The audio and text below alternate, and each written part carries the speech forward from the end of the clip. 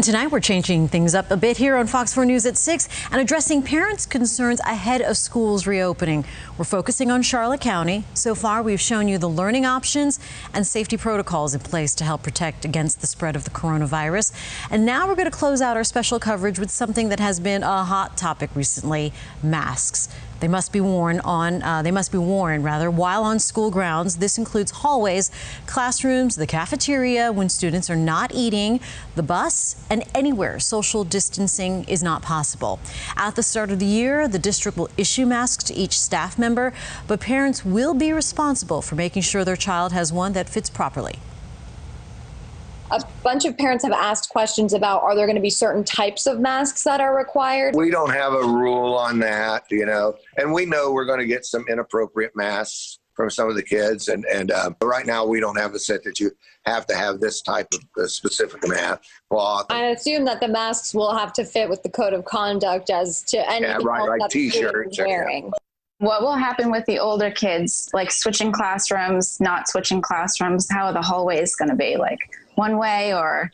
You've got to be a realist with this, and we all. Yeah, I know it's going to be difficult. It is going to be difficult because you see, as soon as they see each other, they want to run up and hug each other, and we can't. We're not going to put them in jail for that or anything, but we're wearing masks. That's here's where we go with this. Now, there's some parents say my child's not wearing a mask. Well, then you know what? You now have two choices: Charlotte virtual or homeschool, because we're doing this because we just got to do everything in the world we can to protect the children.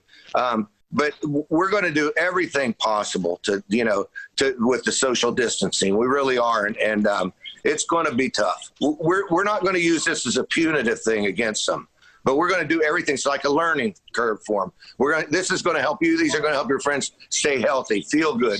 If you don't do this, there's a chance that you might not feel good. So we're going to try and put it like I don't want to say part of the curriculum, but that's going to be a big deal in the first. It's going to be, we're going to kind of try and help them understand the importance of it and why they're wearing it without scaring them, but it's going to be tough. I can't lie to you. A lot of these things, I'm telling you, we are always in compliance with the state, with the governor, with the Department of Education, the commissioner, and the CDC. We always are. We don't always agree with what they're saying, but we have to do that because that's the law. That's the rule. And we're always in compliance with the rules. So we're going to do the best we can to educate the children of the benefits of wearing those masks. My next question was for the buses. They do have to wear their mask. And they're going to do the social. We've got to do it because it's coming down from the state. So it's tough on everybody. But I want to promise you from the bottom of my heart that I sit in the superintendent's staff. We've met 3 times a week,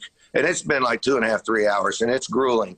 And he doesn't stop. There's so many things that are going to change by August 31st, and so many things that we're struggling still. How are we going to do this? How are we going to do that?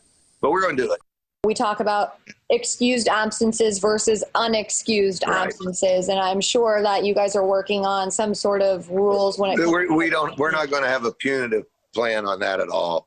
We understand this is difficult for everyone, and I don't want to say it's not going to be an issue, but we're not looking at that same way that the kid, takes his mask off. We're not going to punish him for that, but we'll work with the families on that for sure.